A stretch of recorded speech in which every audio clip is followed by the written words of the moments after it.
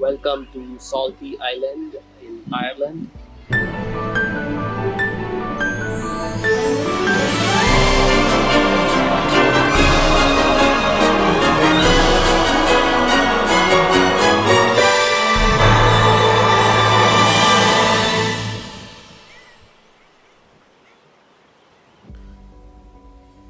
The salty island is alive with life.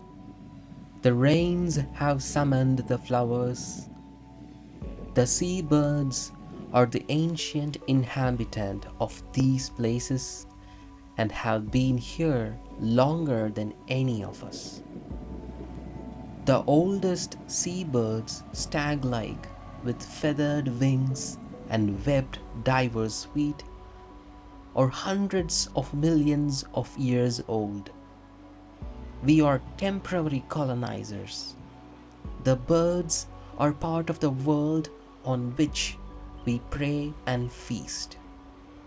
We will be gone tomorrow.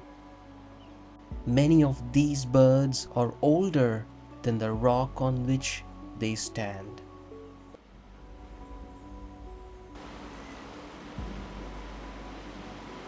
The puffins, whose ancestors lived in the Pacific, first arrived in the North Atlantic 5 million years ago, coming from the Pacific through that ocean gap before it was closed by North America and South America.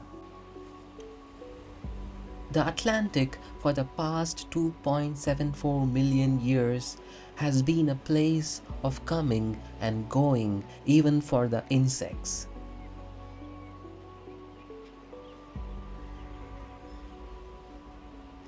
The Atlantic has always been changing. In the North Atlantic, there has been little variation. The pseudodontrons fished and bred.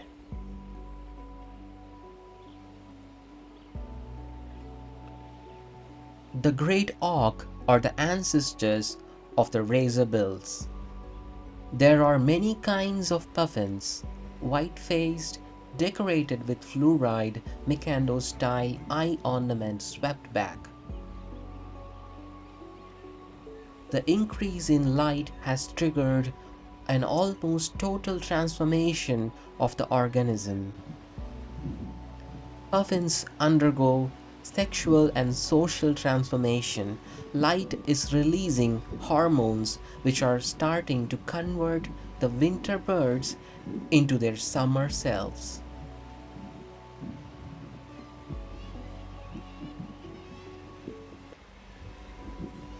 In the males, the testicles, which have shrunk all winter to the size of a poppy seed, are now growing back rapidly. The winter puffins, dressed in grey, float in silence, picking at fish and plankton alone on the surface of the sea. The birds have started to eat more and put on weight to prepare for the demands of laying eggs and raising chicks. They have acquired new flight feathers that will help them fly repeatedly from burrow to feeding ground and back, along with a thick mat of warming breast feathers with which to incubate the eggs.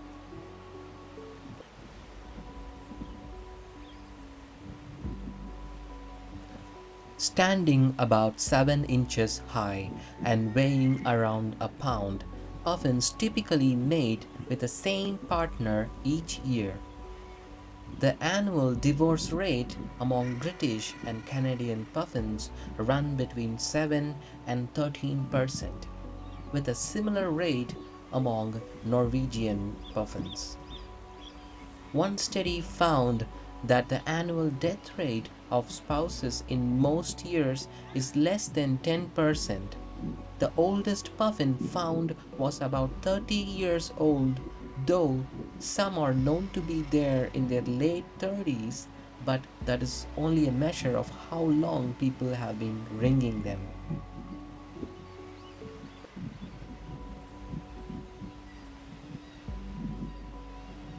It may be that puffins can live 50 years or more.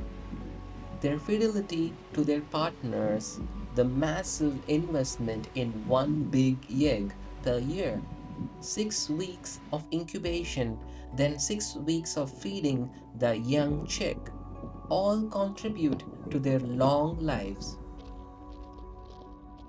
Puffins live a long time, get themselves in good condition to raise a chick, find a good place to raise it, stick with a partner, don't start a family until they are old enough to be a good fish hunters, and then every year make the most of their one nest egg investment.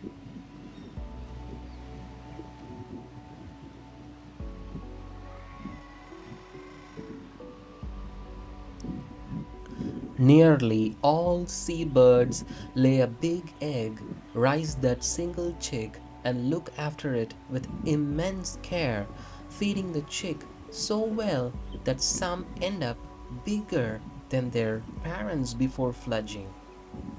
In some cases, they continue to attend to it even after it has left the nest and is already out at sea. The birds know their neighbors exceptionally well, but behave with a kind of formality, ensuring that the colony looks charming.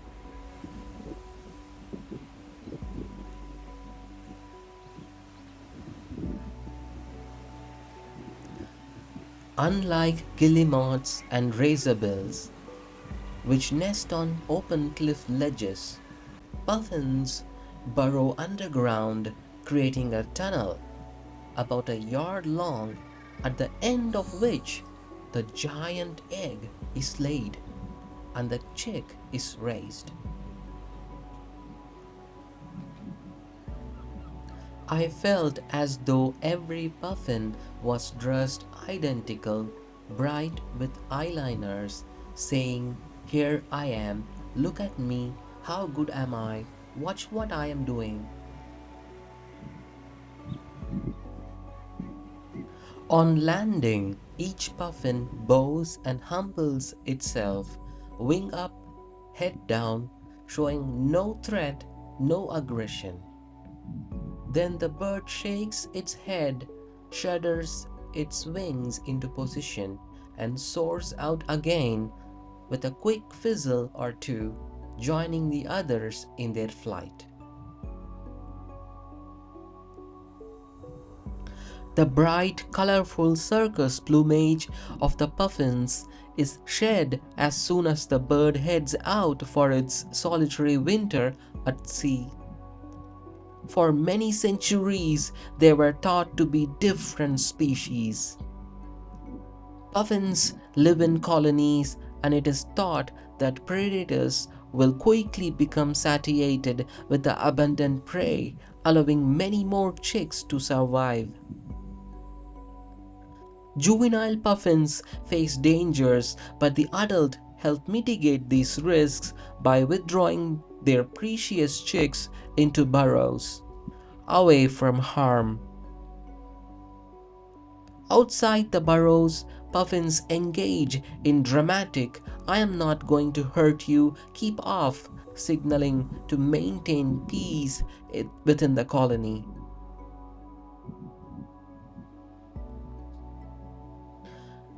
The sweetness in enmity stiffened in poise. The chick, which weighed less than 2 ounces when it hatched, has to be fed a lot of fat and oily fish so that after a month it will reach 12 ounces, which it needs to be if it is going to head out into the world properly equipped. If fish are thin on the ground and parents have to fly hundreds of miles to find them, the cost becomes exceptionally high.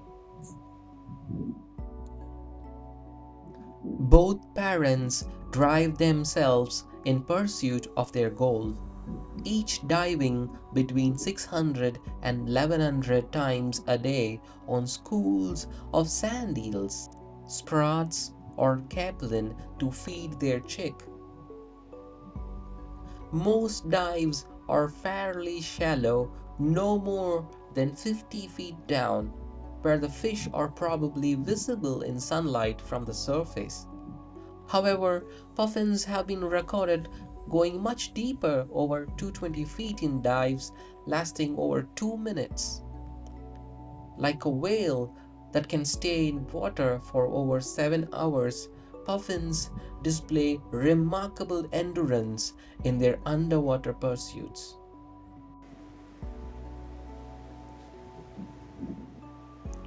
Both parents lose weight during the season looking after the chick, dragging in one food load after another so that the chick is getting up to 8 or even 10 feeds a day, totaling about 3 ounces of high energy fish worth around 100 calories. This involves catching approximately 150 sand eels each day. The metabolic cost to the parents has been calculated to be equivalent to a man spending his days knocking down brick walls with a sledgehammer.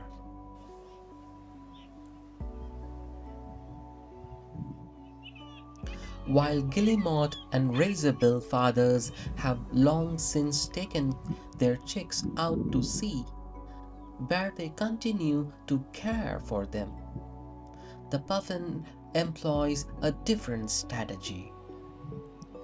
Puffin chicks stay in the burrow much longer than the chicks of other seabirds. The young puffins remain in their nests, growing into bigger, stronger birds with more fat reserves. When they are ready, they leave the burrow at night unseen and unassisted by their parents, who remain on the colony for many days after the chick has left.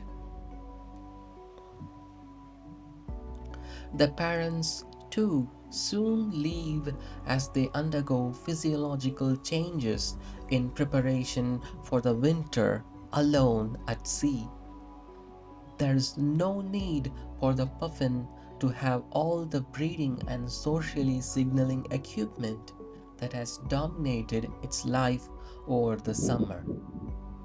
As the long July and August days progress, they trigger a massive decrease in sex hormones. The ovaries and testicles of the birds start to shrink away. The egg-laying mechanism in the females shuts down, their colors begin to fade, and once out at sea, the beak patches on their faces will drop away.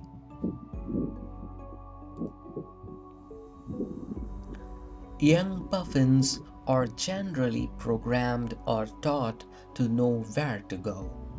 Some know innately, while others may follow their parents initially, but they soon leave to navigate on their own.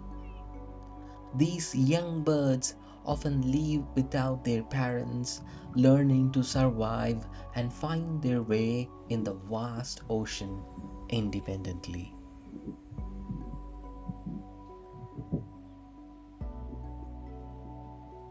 The puffin body, in its different seasonal phases, seem to encode two different ways of being, both of which are crucial for the survival of the species.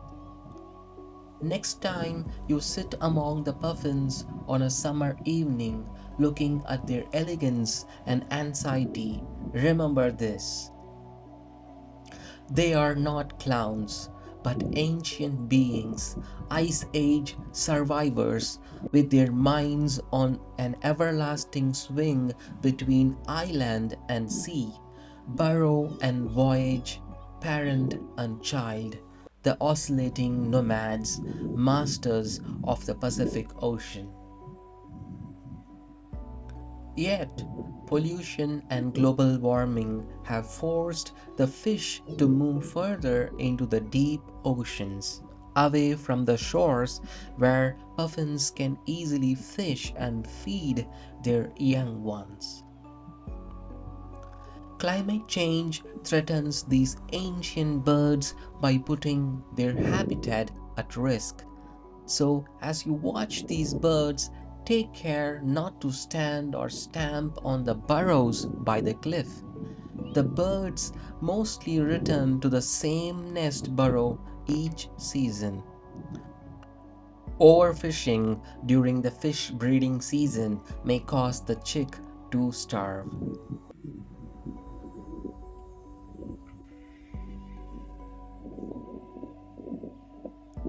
Over the past 60 years, the world population of seabirds have dropped by two-thirds.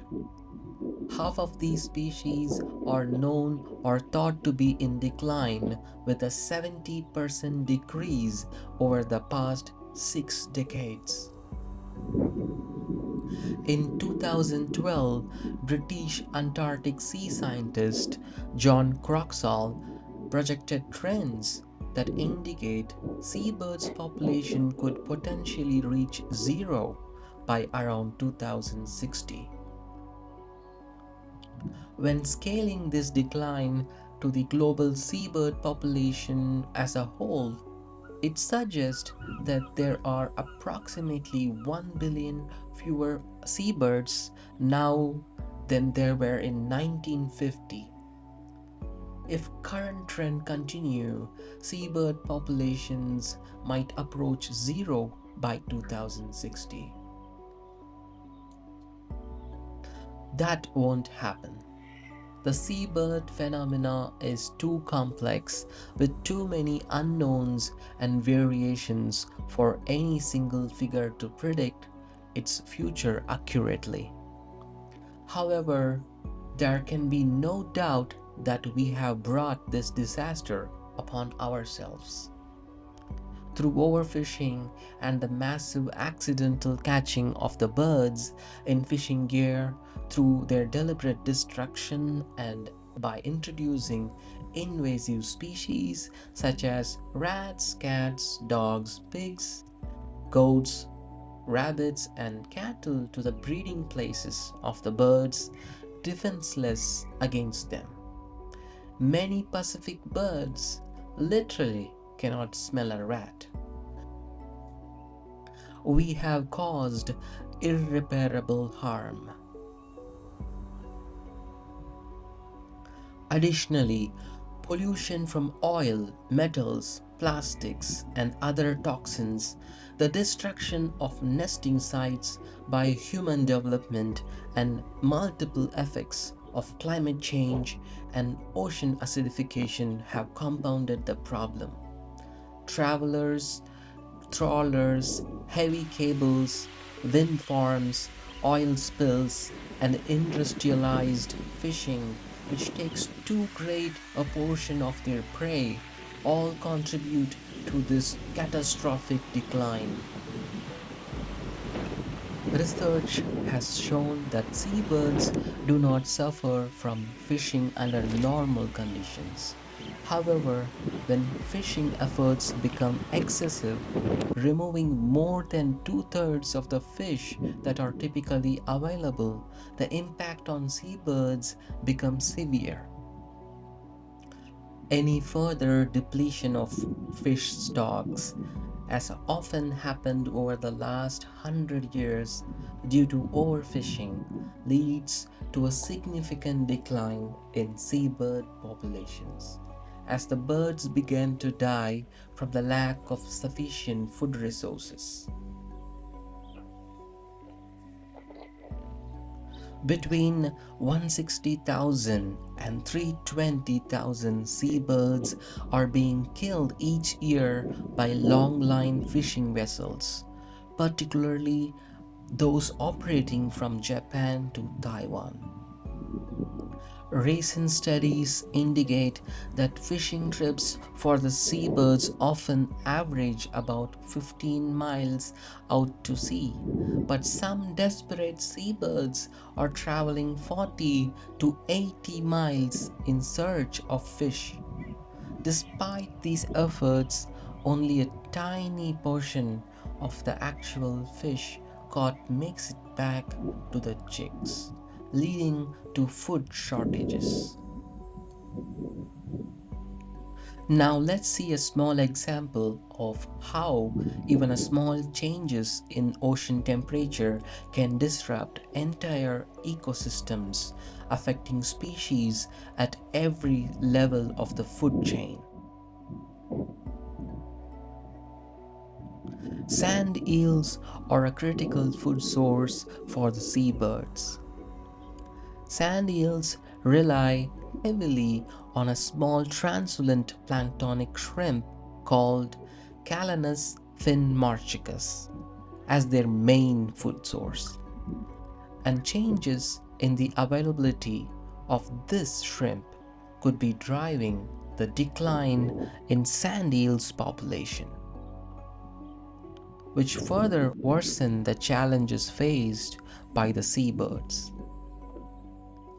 The decline of the Calanus finmarchicus in the North Atlantic, replaced by its southern cousin Calanus helgolandicus, is a direct result of ocean warming.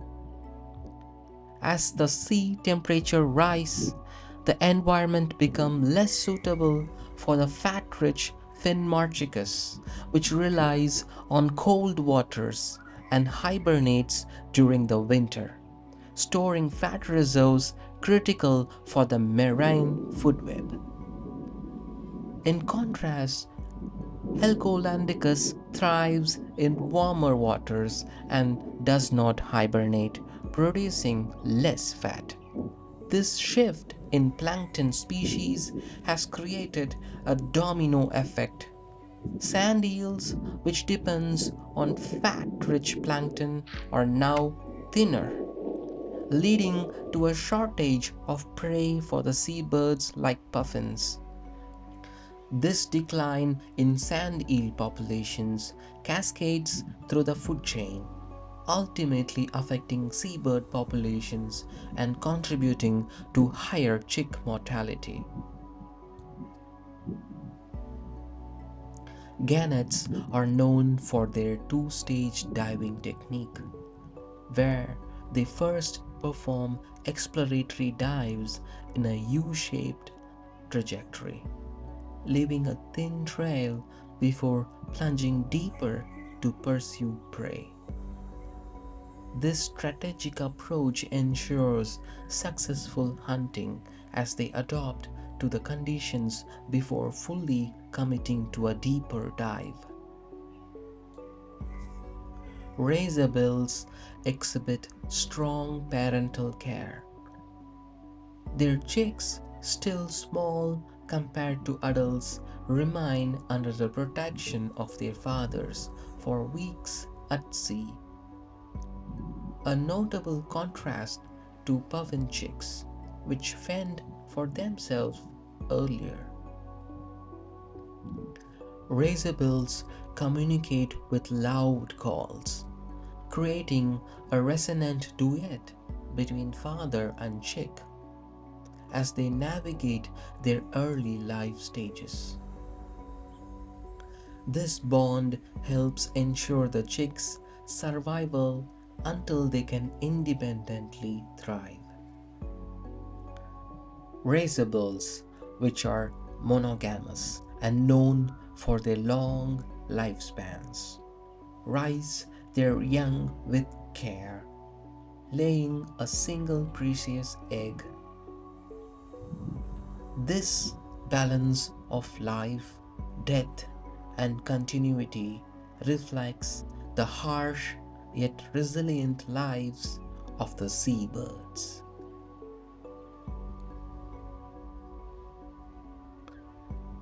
Seabirds remain the masterful navigators of the natural world, thriving in some of the Earth's most challenging environments.